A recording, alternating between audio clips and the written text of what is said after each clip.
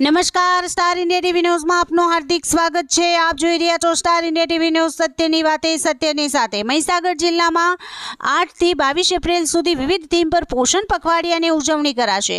પોષણ અભિયાન અંતર્ગત 7મા પોષણ પખવાડિયાની ઉજવણી માટેના આયોજન અન્વયે મહીસાગર જિલ્લા પંચાયતના તેમજ તાલુકા કક્ષાના તમામ વિભાગોના અધિકારીઓ સાથે પોષણ પખવાડિયાની ઉજવણી અંગેની બેઠક જિલ્લા વિકાસ અધિકારી યુવરાજ સિદ્ધાર્થના અધ્યક્ષસ્થાને યોજાઈ।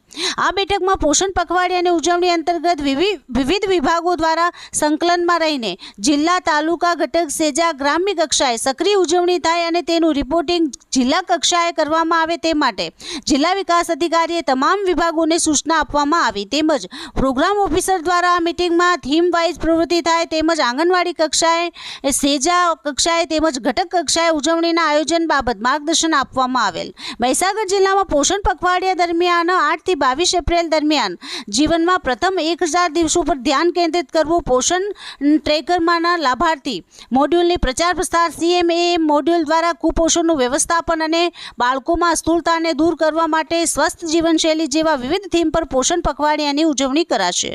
આ બેઠકમાં જિલ્લા ગ્રામ્ય વિકાસ એજન્સી નિયામક શ્રીમતી ચંદ્રિકાબેન બાબો, જિલ્લા પ્રોગ્રામ ઓફિસર શ્રીમતી દક્ષાબેન, નાયબ જિલ્લા વિકાસ અધિકારી મૈત્રીબેન, આરોગ્ય અધિકારી સહિત સંબંધિત અધિકારીઓ ઉપસ્થિત રહ્યા હતા।